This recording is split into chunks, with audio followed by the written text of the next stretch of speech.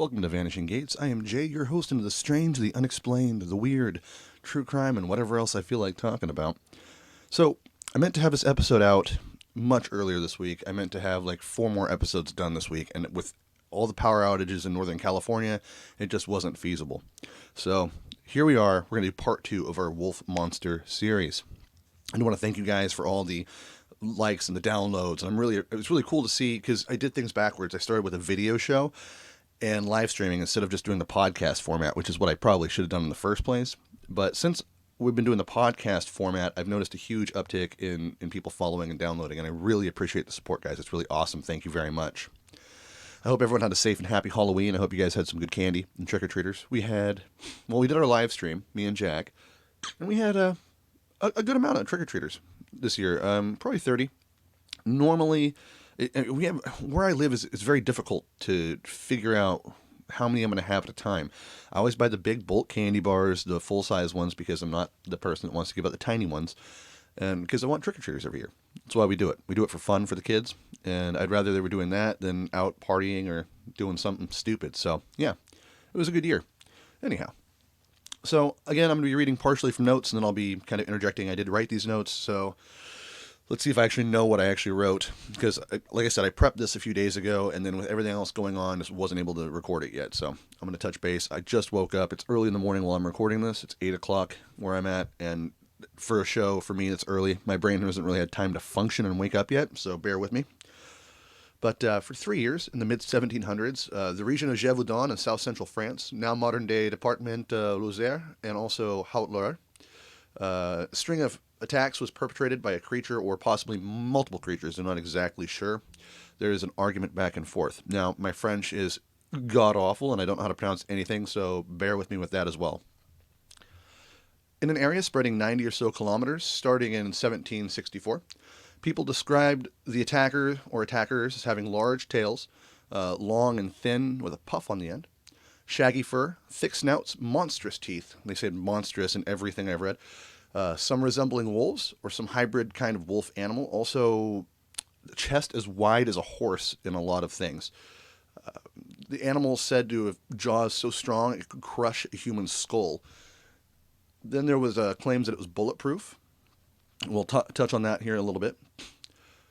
The number of victims are anywhere between 50 and sometimes over 300. It gets hard to track down as the situation seems to have been at least partly sensationalized at the time. So, this is a big deal. There was a lot going on, a lot of talk about it because there were so many attacks, and it was just incredible, the encounters of the attacks and how the animal would attack. Some witnesses described how the beast would attack from above, making no sound and leaving the prey uneaten before wandering off back into the woods. There was also reports that the animal was wearing a hide armor, like a boar skin, that repelled the bullets. So almost like someone had dressed it up and given it this kind of like not Kevlar vest, obviously, but like thick boar hide that would repel the bullets because people shot it. I think there was something like 17 people reported having shot the animal and making contact with it. So the beast was also seen in the company of a man at times, almost like it had a handler or an owner or something. And some people even said that the beast itself was probably just a guy in a suit, which I find really hard to understand that with the description that everyone else gave. This was an era where wolf attacks weren't totally out of the normal. They happened. I mean, we're talking the 1700s in the woods in a mountainy area. So it wasn't totally crazy to think about it. We touched on the last Wolf Monster episode, the first one. We talked a bit about how wolves and man have this really tumultuous relationship back and forth between us getting them getting us. And it's interesting to watch this play out. And so totally feeds into why they would say this is a wolf. Now, there were valid cases of rabid wolves in the area at the time attacking people, but the stories told by the survivors of this particular beast, the beast of Gevaudan, or those inclined to spread the word abroad with the added information that the victims were mostly women and children, or at least young adults, it brought on a massive wolf hunt. It got the attention of King Louis XV. And, I think one of the numbers I read somewhere was like 15 to 30,000 hunters went out, and they killed more than 100 wolves. with more than one being trumpeted as a beast. So they killed these wolves, and then they would do like a rogue taxidermy type deal where they would puff it up the wolf they killed because there was a purse on a bounty on the creature. So they'd buff this thing up and they'd make it look crazy big, and it was just wolves that they had mutilated. And I think somewhere there is an actual relic of one, like a taxidermied wolf from this era that someone did this rogue taxidermy to and made it a little creepy and huge to be the so-called beast. I have no idea where it would be. I've just read that. So kind of reminds me of the old Far Side comic, the Gary Larson. If you guys don't know who that is, he's an old comic artist from the newspapers, the funnies, if you would. And in the comic, there is it's a single panel comic, and it has two different scenes. And one of the scenes is this bear peaceably drinking water out of a brook and the hunter coming up behind him. And the next scene is the hunter sitting in a chair reading a newspaper, and the bear's been taxidermied to look like it's this massive, intimidating, imposing creature with claws out and fangs bared. And it's kind of like that. That's how I kind of view this particular situation. And I think that while I'm not against hunting, if you guys have been listening to the show for any length of time, you know that I'm a fan of firearms. I don't have any problem with them. I'm a big freedom guy, and I've hunted, and I don't hunt very often for the reason that if I'm going to shoot something or hunt for something, I want to use all of it, and I really don't, unless it's an intense situation, like if I need to survive, I'll hunt. But I don't like to just hunt for fun, though I support why people do the hunts. They buy the tags go to preserve the animals, and it keeps going for generations and generations, and it keeps the animals sustained. It also sustains the population. Totally understand that. I just don't often because I'm not going to use the entire thing. I got antlers behind me, and for the record, didn't shoot those deer. One of them's a shed. That's when the antler comes off. And a couple more I bought specifically for the backdrop of this show. I also bought one set to make knife handles with, and I never got to it. But anyhow, there was the problem, like I said, got Louis XV involved, and he sent Jean-Charles Marc-Antoine Valmacel de Neville, however you say that, and his son Jean-Francois, both professional wolf hunters, and they were sent out by King Louis, like I said, to end this wolf problem. Now, in October 1765, supposedly they killed the beast, his mate, and their whelps. So apparently there was some cubs. Now, that said, it's important to note that there were a pretty good amount of menageries all over France at the time. So animals could escape. It wasn't like your regular zoo. It was, just kind of like the traveling circus kind of thing. Some of them were stationary, but it wasn't unheard of for animals to escape. So a lot of people believed, especially with the description of the animal from the sightings, that it was actually a young lion and not a wolf. Might explain the silent attacks. Some people even reported shrieks and roars that would have sounded much like a lion.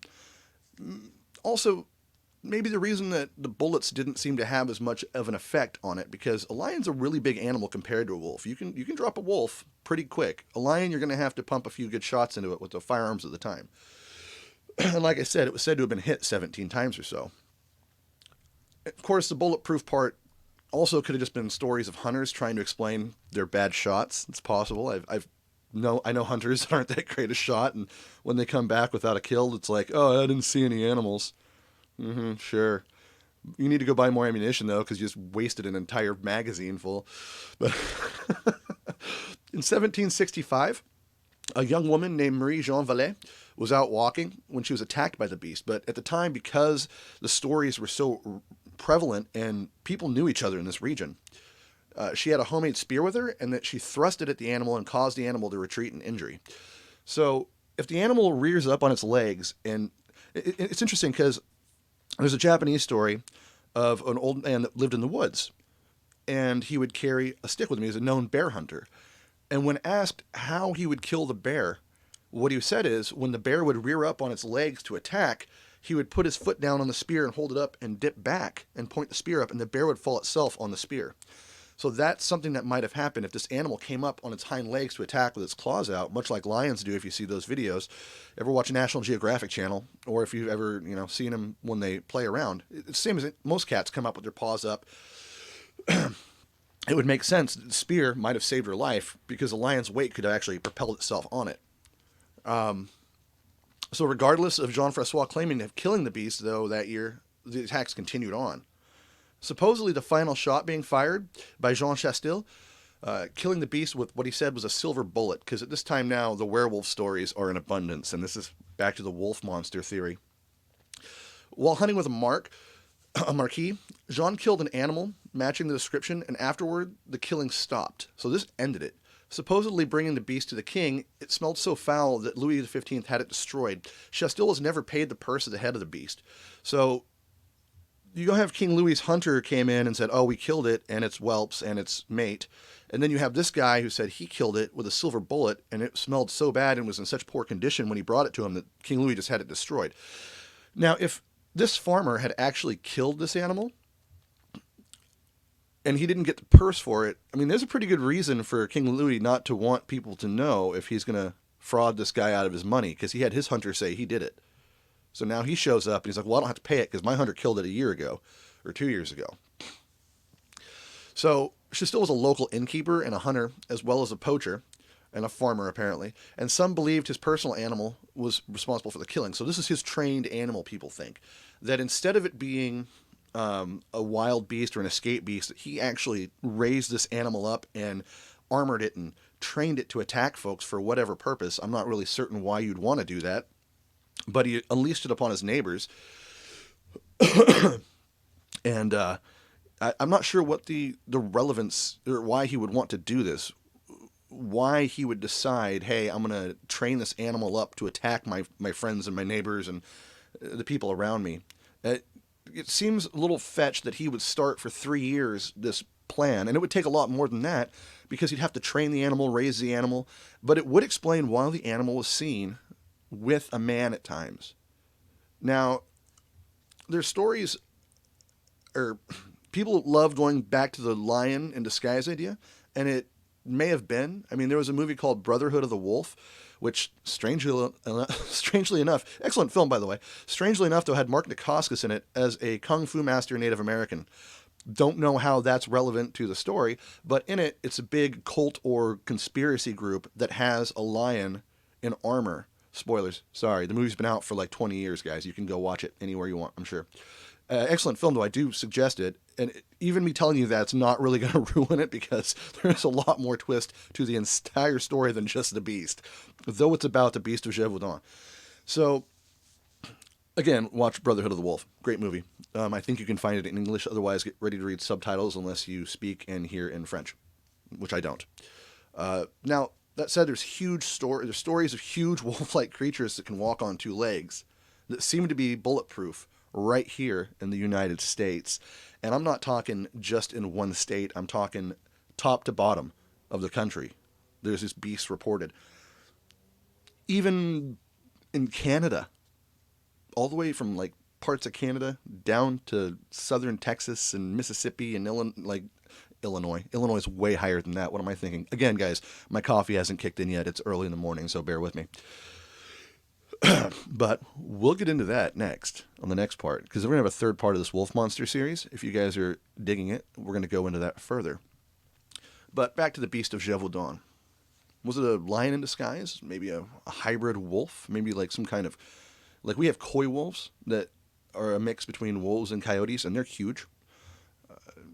But mass hysteria mixed with multiple rabid wolf attacks and the word of mouth and folks trying to make money by malforming dead wolves. I mean, maybe there is something darker and crazier going on here. Maybe it wasn't just a young lion. Maybe it wasn't a wolf. Maybe it was something much more evil. Something that would raise the back of the neck hairs. Back of your neck hairs? Raise the hairs in the back of your neck. Again, guys, I can't talk today. Good grief.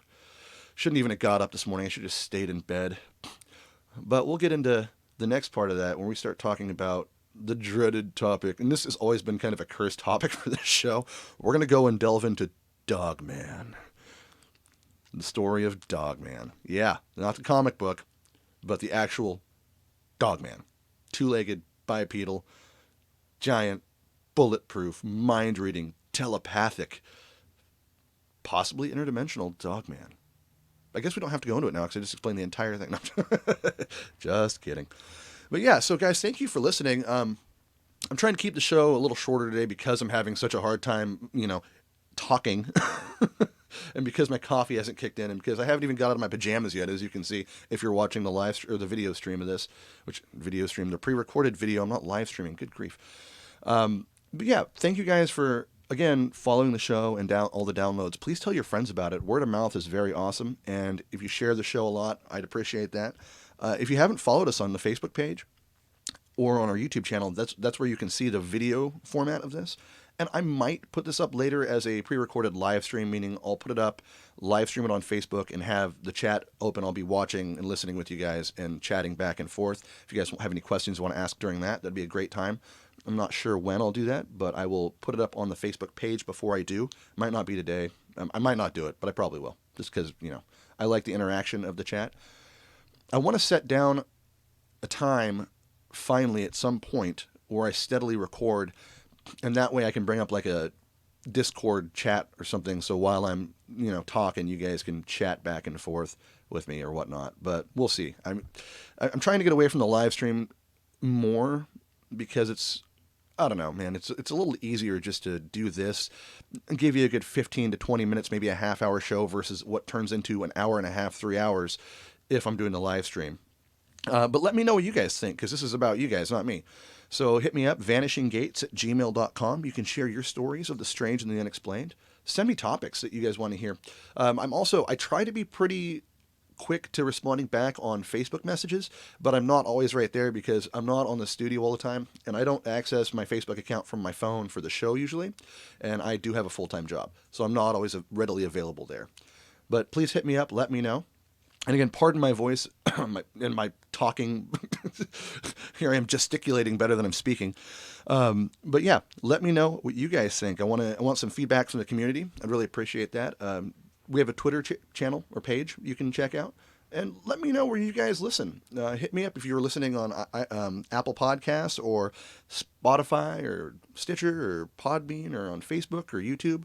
Heck, just let me know. I'd really appreciate the feedback. All right, well, thank you very much again for watching. As always, I am Jay, and this has been the second installment of our Wolf Monster series. So, yeah, good nightmares.